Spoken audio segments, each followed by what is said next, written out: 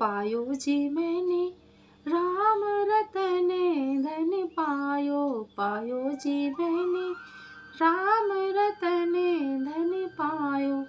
कर भरोसा राधे नाम का, धोखा कभी न खाएगा, और हर मौके पर श्री कृष्ण दौड़े चले आएंगे। जी हाँ दोस्तों, कृष्ण लीला और बाल कृष्ण लड्डू गोपाल की लीला।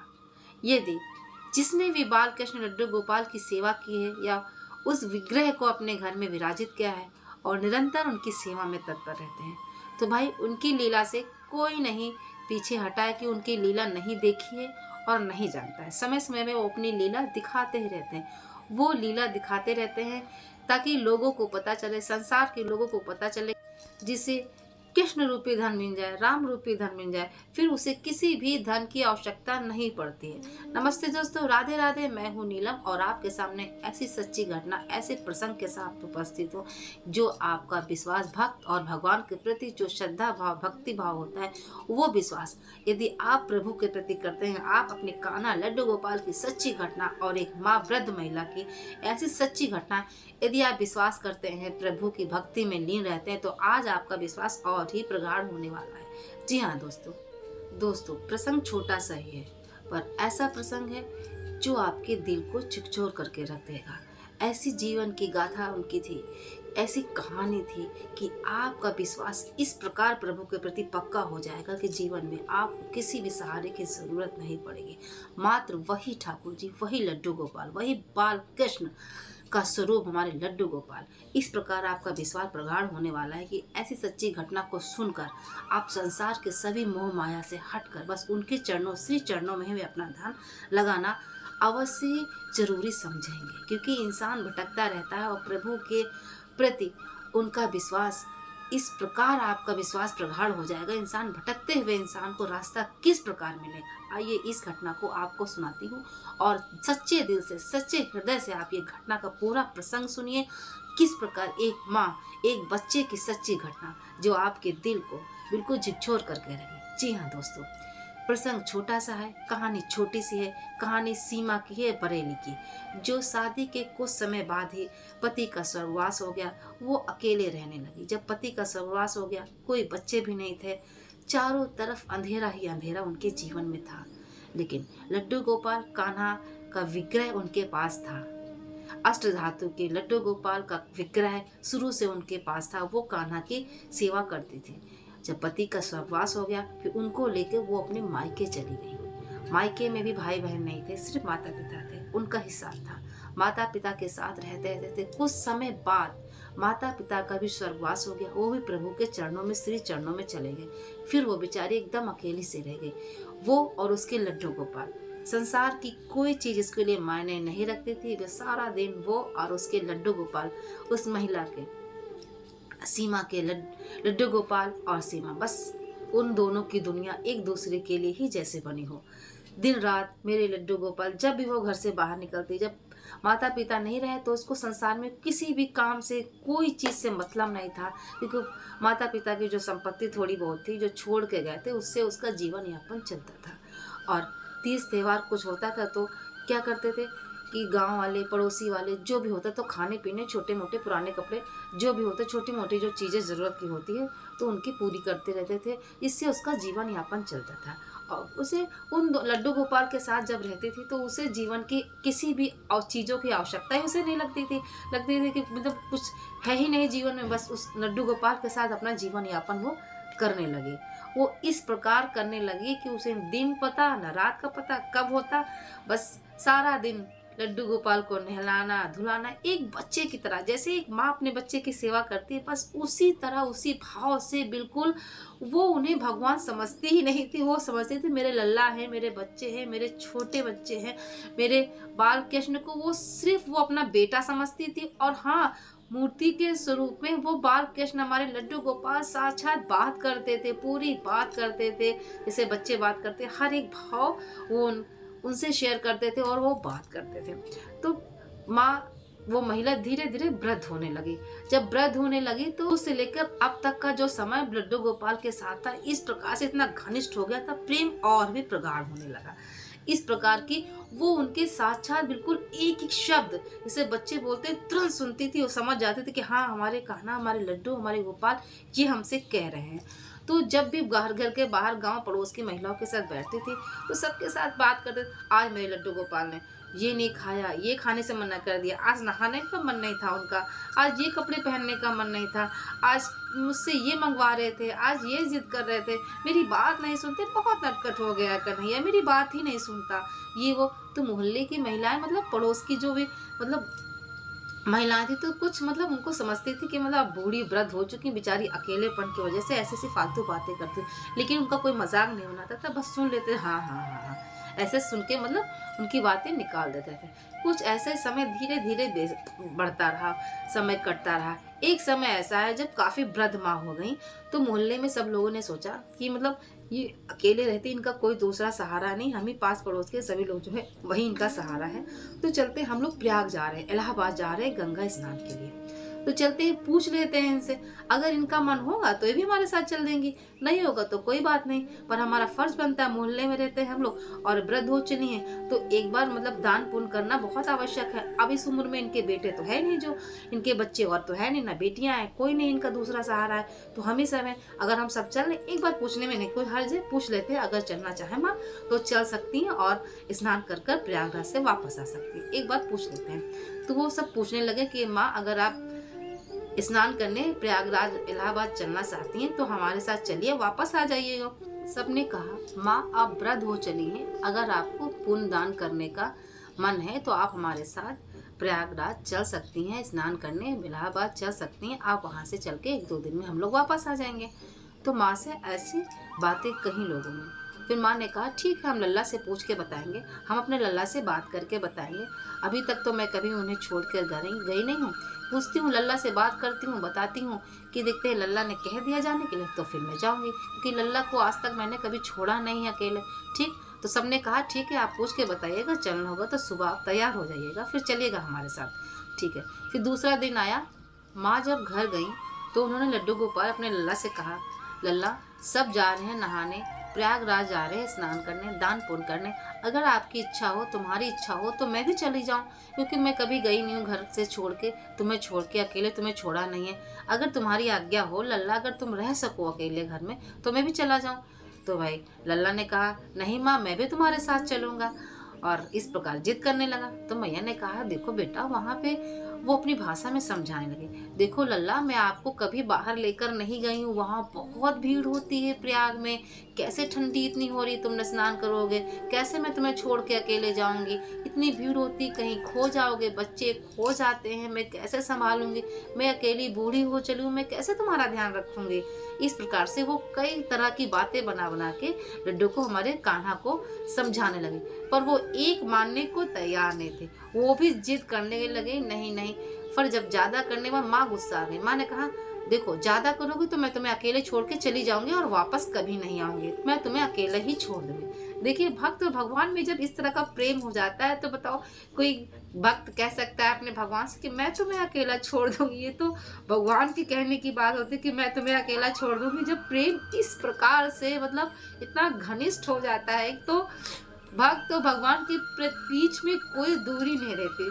मेरा कहने का मतलब ये है कि जब आप इस प्रकार अपने प्रभु से प्रेम करेंगे तो संसार की सारी चीजें मतलब सारी चीजें व्यर्थ लगेंगी, कोई चीज मायने नहीं रखेंगी कि मतलब क्या। फिर प्रेम इस प्रकार से गहरा हो जाता है कि आप ये कहानी सुनिए, आपके अश्रु एकदम बंद नहीं होंगे, आप इस प्रकार से मतलब अंदर से आपके भाव आएंगे। आपको वो किसी तरह अपने कान्हा को लड्डू को समझा के बस किसी तरह समझा पाई थी और वो घर से बाहर निकली थी और गाड़ी में सबके साथ बैठी ही थी। बैठी कुछ देर घर से तो थोड़ा सा निकली, बस माँ ने कहा रुको रुको रुको रुको। सब डर गए, क्या हुआ माँ? देखो मेरे कान्हा रो रहा, बुला रहा, मैं अभी रुको 2 मिनट मिलके उसे समझा के अभी आती हूँ। तो सबने कहा ठीक है जाओ, मैं जल्दी आना, देर हो रही है। वो गई, फटाक से अंदर गई तो वो देखा कि कान्हा सच में रो रहे हैं बहुत देर से कि मैं भी चलूंगा साथ, मैं भी चलूंगा। तो माँ ने कहा देखो बेटा, मैंने आपको समझाया है कि वहाँ बहुत भीड़ होती है, प्रयाग में इतनी भीड़ होती है, रास्ता निकलने की जगह नहीं होती, और इतना ठंडा और इतना ठंडा पानी में कैसे नहाऊंगी, तुमको कैसे नहलाऊंगी, मैं कैसे क्या करूंगी, अभी तुम छोटे हो, कहीं खो जाओगे। अभी तो तुम्हें कुछ समझ भी नहीं है कि कभी बाहर भी मैं नहीं लगी, तुम इतने चालाक भी नहीं हो, कैसे क्या करोगे, मेरी बात मानो लल्ला, मत जाओ। लेकिन वो एक बात मैया की सुनने को तैयार नहीं थे। वो रो रहे थे, रोने पे रोना, रोने पे रोना। तो माँ ने कहा अच्छा नहीं मान रहे हो तो चलो मेरे साथ, फिर कुछ होगा तो मुझसे मत कहना, फिर मैं आपकी बात कोई नहीं सुनूंगी, चलो मेरे साथ। माँ ने क्या किया, जो थोड़े बहुत कपड़े थे लल्ला के रखे और लेकर चल दी। सबने देखा ये लड्डू गोपाल को लेके आ रहे हैं, तो सबने कहा इनको लेके मैया जाओगे क्या? हाँ ये मान ही नहीं रही है, रो रहे हैं तब से, तो फिर इनको ले जाना पड़ेगा। सबने कहा ठीक है मैया कोई बात नहीं, आप इन्हें लेकर चलो। जब प्रयाग पहुंचे, जब लड्डू गोपाल को लेकर वहां पहुंची, काफी भीड़ थी। तो माँ ने कहा देखो मैं इसीलिए तुम्हें लेकर नहीं आ रही थी, इतनी भीड़ थी, बताओ मैं क्या करूँ, एक तो मैं बूढ़ी हो गई हूँ, मैं खुद अपने आप को संभाल नहीं सकती, मैं तुम्हें कैसे संभालूंगी। कान्हा अच्छे से रहना, परेशान मुझे मत करना, मैं जैसा कहूँ वैसे वैसे तुम करना। तो दूसरे दिन सुबह जब हुई, स्नान करने के लिए मैया गई प्रयाग में। जब स्नान किया खूब ठिठुरते हुए ठंड में, तो फिर उन्होंने कहा लड्डू को भी स्नान करा देते हैं। जब नहलाया, इतने ठिठुरते ठंड में, कहा देखो ठंड लग रही है ना, मैंने मना किया था कि मत चलो, इतना ठंडा पानी होगा, लो अब ठंड से बैठो, आप कहाँ पर हो। फिर जल्दी से भीगे भीगे कपड़ों में गई, अपने कपड़े नहीं बदले, पहले कान्हा के कपड़े बदले, फटाक से कान्हा के कपड़े बदले और अपना भीगती रही। और मतलब इतनी ठुठुर में, मतलब सुबह, मतलब इतनी ठंड हो रही थी, और प्रयाग में सुबह सुबह नहाना बहुत, मतलब ठंड थी इतनी ज़्यादा कि लड्डू भी ठंड से ठुठुर रहे थे। उनको लगा कि हमारे लड्डू बहुत ठंड से ठुठुर रहे थे। फिर जल्दी जल्दी कपड़े बदले, अपने बदले, लड्डू के बदले। फिर वो गई गरम गरम सर दूध ले आई, कान्हा को पिलाया, शॉल उड़ाई, फटाक से उनको कपड़े पहनाए, उन्हें अच्छे से उड़ाया कि ठंडा ना लगे हमारे बापू को। जल्दी जल्दी कपड़े पहनाए। एक माँ का जो भाव होता है बच्चे के प्रति, वैसे ही उन्होंने अच्छे से कपड़े पहना के, सब अच्छे से अपना भी तैयार हुई, पहना के एक महिला को पकड़ा के वो गई, फटाक से दूध लेके गरम से आई और फिर उन्हें गरम का दूध पिलाया। तब जाके उन्हें लगा कि हाँ अब हमारे लड्डू, और तरह तरह की शिकायत वो लड्डू से करने लगी। देखो मैंने कहा था ना कि मत आना, अभी मत चलो, तुम वहाँ घर पे आराम से अच्छे से रहते, खाने पीने की सारी चीज़ें मैं वहाँ रख दी थी, हर चीज़ रख दिया था, पानी रख दिया था, एक दो दिन की तो बात थी, मैं वापस आ जाती। ये सब समस्याएं आ रही हैं, ये सब समस्या अच्छी लग रही हैं, तुम्हें बहुत अच्छा लग रहा है, मैं परेशान हो रही हूँ, खुद परेशान हो रहे, अब ठंड लग रही है, अब बताओ अभी तबीयत खराब हो जाएगी, फिर क्या करोगे। ऐसे अपनी भाषा में वो डांटती भी नहीं और प्यार भी करती नहीं, अपनी भाषा में उनसे बातें करती नहीं। पर जो आस पास के थे तो समझते थे पागल हो गई, बूढ़ी हो गई, बेचारी वृद्ध हो गई है, काफ़ी उम्र हो गई है, तो वो ऐसे ही मतलब एक नकली मूर्ति को वो लड्डू गोपाल भगवान समझ के, अपना बेटा समझ के इस तरह डांट रही हैं। तो कोई कुछ कहता नहीं था, मतलब समझते थे कि हाँ वृद्ध हो गया, अकेले की वजह से इनका मानसिक संतुलन थोड़ा सा खराब हो गया, कोई कुछ नहीं कहता था। यहाँ तक कि सब अच्छे से सब निपटता गया, बढ़िया अच्छे से सब कुछ हो गया। अब आई चलने की बारी। जब चलने लगी, वो अपनी तांगे में जब बैठने लगी, सब बैठ गए, सब अच्छे से लड्डू गोपाल को लेकर बैठ गए। तांगा कुछ देर चला ही था, फिर उन्होंने कहा अरे रुको रुको रुको रुको भैया, तांगा रुको, एक मिनट तांगा रुको। तो सब डर गए, क्या हुआ। कहा देखो भैया मेरा लड्डू बहुत जिद कर रहा है, उसको जलेबी खानी, उनका खाने का मन है। तो बोले अरे मैया अंधेरा हो रहा है, काफी लेट हो गया, हमें घर पहुंचना, जलेबी आप वहां जाके खिला दीजिएगा, और ये नहीं, मतलब इनको खाने की क्या जरूरत है, इनको तो ये कहाँ खाते हैं। तो एक लड़का था, उसमें मतलब कुछ भी मुंह से निकल जाता है और बोलते रहते हैं, और उन्हें क्या पता भक्त और भगवान के प्रति क्या भाव होती है, क्या वो क्या जानती थी। इनके लड्डू गोपाल 7-6 दिन से बात करते हैं और हर तरह से मतलब उनके बच्चे की तरह बिल्कुल हैं, और हर बात करते, हर बात बताते हैं। तो सब जो ऐसी बात सुनकर, सब जो जितने लोग उनके साथ बैठे थे सब हंसने लगे और तरह तरह की बात देखे, मैया नाटक मत करो, घर चलना है, मतलब देर हो रही है, घर चलना, रात्रि हो जाएगी, फिर बहुत दिक्कत होने लगेगी। कि नहीं बेटा मैं बहुत मना रही हूँ, इन्हें जलेबी खाना, इनका जलेबी खाना, ये कह रहे हैं हम गंगा किनारे की जलेबी खाएंगे, हम यहाँ प्रयाग की जलेबी खा के ही जाएंगे। तो एक लड़का कह अरे नहीं बस इनका ही खाने का मन है, और बस उनको झूठा कह रही खा जलेबी के, वो कहाँ जलेबी खाएंगे, मूर्ति कहीं जलेबी खाती है। तो नहीं बेटा मेरी बात मानो। फिर एक लोग और थे, मतलब एक व्यक्ति थे, उन्होंने कहा चलो माँ इतना जिद करे, मैं जलेबी ला के दे देती हूँ। कहा आप रुके 5 मिनट में जाता हूँ, 10 मिनट में जाके फटाक से वो जलेबी ला के देते हैं। फिर माँ कहने लगी तो देखो बेटा ये लड्डू हमारे कह रहे हैं हम ये जलेबी नहीं खाएंगे, हमें देसी घी की जलेबी खानी है, तो डालडा की बनी हुई बहुत महक आ रही है और बहुत अच्छी नहीं है, इसे छुआ तक नहीं। मेरे बाबू ने, मेरे लड्डू ने रख दिया, अलग नहीं खाया। और सब गुस्सा हो गए कि देखो ये समय तो है नहीं, ऊपर से ये और जिद पे जिद लगाई हुई हैं। अब सब बहुत नाराज हो गए, बहुत गुस्से में हो गए कि देखो माँ समझ नहीं रही पूरी बात, और देर हो रही है और ये जलेबी इनको खाना है। तो काफी लोग काफी नाराज भी हो गए, मतलब देर हो रही है और इनको ये सब लगा हुआ कि नहीं बेटा बात मेरी मानो, लड्डू को जलेबी खानी, मेरे लाल को जलेबी खानी, वो मान ही नहीं रहे। तो सबने काफी मतलब कहने लगे अरे माँ छोड़ो, यही खा लेंगे, ये कहाँ खाते हैं, जो है वही खिला दीजिए। फिर आगे चल के लगे अरे नहीं मान रहे, तो वो भी कहने लगी लड्डू यही खा लो, फिर खिला, नहीं मुझे यही खाने, मुझे देसी घी की खानी, मुझे ये जलेबी नहीं खानी। तो कहने लगे देखो बेटा वो मान ही नहीं रहा, कह रहा मुझे गंगा किनारे की जलेबी खानी, देसी घी की खानी, मुझे ये जलेबी नहीं खानी है। बहुत जिद, क्या मैं एक कदम यहाँ से आगे नहीं बढ़ूंगा, कह रहा बहुत जिद कर रहा है। मेरी बात मान के लिया। फिर एक लोग थे, उन्होंने कहा ठीक है जब माँ इतनी जिद कर ही रही है लेके आता हूँ, और जलेबी इनको खानी पड़ेगी। वो भी गुस्से में आ गया, नहीं इनको जलेबी खानी पड़ेगी, जब इनको खाना है तो उनको खाना ही पड़ेगा। झूठ बोल के मतलब खुद खाना है, देसी घी की खाना है, और देर हो रही ये नहीं देख रही है। मतलब वो गुस्से में आ गया कि मतलब नाटक, और एक बार तो किसी तरह ले ही आया, अब दोबारा जाने की जिद, तो लेके आया। फिर वो दूर से जब उसको लगा कि हाँ ये देसी घी की लेके आया, फिर लड्डू गोपाल को जलेबी रख दिया, पर्दा लगा दिया, और जलेबी फिर लड्डू गोपाल ने पूरी खा ली। जब सब इकट्ठा हो गए कि हाँ देखते हैं कैसे खाते, जिद करके मतलब गुस्से में सब कि मतलब इनका आज भ्रम दूर ही करेंगे कि कोई मूर्ति नहीं खाती है, मूर्ति नहीं खानी, आपको खानी, सिर्फ नाटक कर रहे हो, आज ये नाटक करने का समय नहीं है, आज इनका भ्रम हम दूर ही कर देंगे। सब लोग मिलके उनकी माँ के पीछे पड़ गए। तो जब अब वो तो जानती थी हमारे कान्हा खाते हैं, कैसे खाते हैं, क्या करते हैं, वो तो जानती थी, लेकिन सब गुस्से में कि आज इनका भ्रम हम दूरी करेंगे कि मूर्ति लड्डू कुछ नहीं खा सकते। तो माँ ने क्या किया, जलेबी लड्डू के सामने रखी और पर्दा लगा दिया, कुछ देर के लिए छोड़ दिया उन्हें अकेले। जब पर्दा हटाया देखा वहां कोई जलेबी नहीं, और सबका भैया सब देखते रह गए, सब भौचक्का हो गए, बिल्कुल चकाचौंध, बिल्कुल कि जलेबी गई तो गई कहाँ। किसी को समझ में नहीं आ रहा था कि जलेबी गई तो गई कहाँ। कि भगवान जब अपनी उपस्थिति सबको दिखाना चाहते हैं तो ऐसे ही चमत्कार दोस्तों करते हैं, इसी प्रकार का चमत्कार दो। भक्त की परीक्षा जब होती है तो भगवान अपने भक्त को इसी प्रकार दिखाते हैं कि मैं हूँ, वो झूठा नहीं है, मैं हूँ, दुनिया की सभी चीजें बेकार हैं, मैं हूँ। अपनी मतलब उपस्थिति इसी प्रकार दर्ज कराते, कुछ ऐसे ऐसे चमत्कार दिखाएंगे कि आप विश्वास करने में बिल्कुल वही हो जाएंगे कि हाँ हमारे प्रभु हैं, और ये सब चीजें जो हो रही हैं ये सब बेकार है। तो वहां की सारी जलेबी वहां गायब हो गई बिल्कुल। तो लोग बिल्कुल उन माँ के पैरों में पड़ गए कि हे माँ आपकी भक्ति सच्ची है, आप जितनी बातें आज तक करते रहे, सच में आप सच में बातें करते रहे, सच सच में आपके लल्ला आपसे बात करते थे। मतलब सबका भाव ऐसे।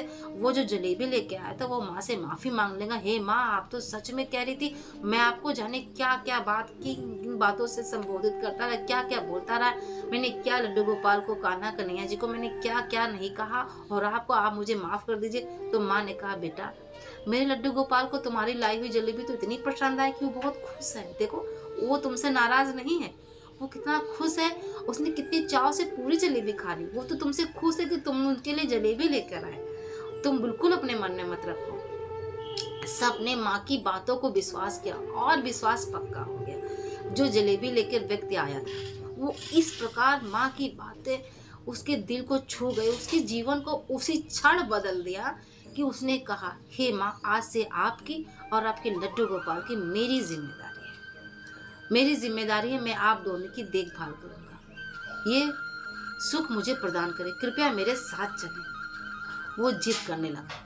तो लड्डू गोपाल के साथ माँ भी उसके साथ चली गई। जब माँ कुछ समय बाद स्वर्गवास उनका हो गया, तो जब उसने कहा जब माँ का स्वर्गवास हो गया तो लड्डू गोपाल की सेवा अब मैं करूँगा। जब वो लड्डू गोपाल को अपने साथ रखने के लिए लेने लगा तो देखा वहां पे लड्डू गोपाल का विग्रह ही नहीं था।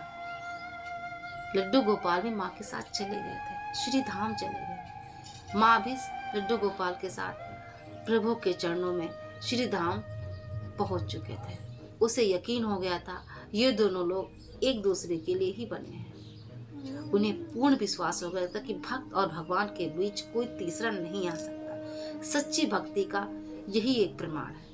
अगर हम प्रभु के चरणों में अपनी सच्ची भक्ति करते हैं तो फिर हमें किसी प्रमाण की जरूरत नहीं होती। बस सच्चे हृदय से, सच्चे भाव से हमें अपने उस भाव की जरूरत होती जिस भाव के भूखे हमारे भगवान हैं। भगवान को किसी चीज़ की ज़रूरत नहीं होती दोस्तों, न किसी अच्छे से पकवान की ज़रूरत होती है, न किसी अच्छी अच्छी चीज़ों की, अच्छे अच्छे कपड़ों की ज़रूरत होती है, किसी भी चीज़ की ज़रूरत नहीं होती है। सिर्फ वो आपके भाव को देखते हैं। वो तो एक तुलसी का पत्ता ही उनके सामने अगर आप रख देंगे तो उनकी पूरी भूख चली जाएगी।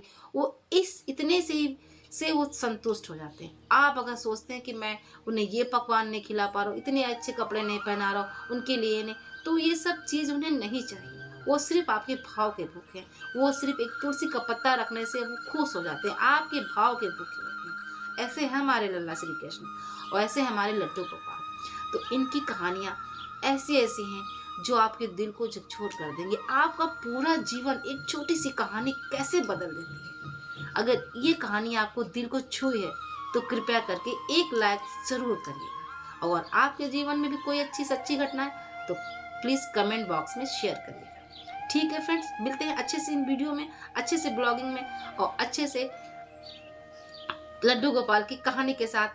ठीक है फ्रेंड्स, राधे राधे, जय श्री कृष्ण, जय श्री कृष्ण।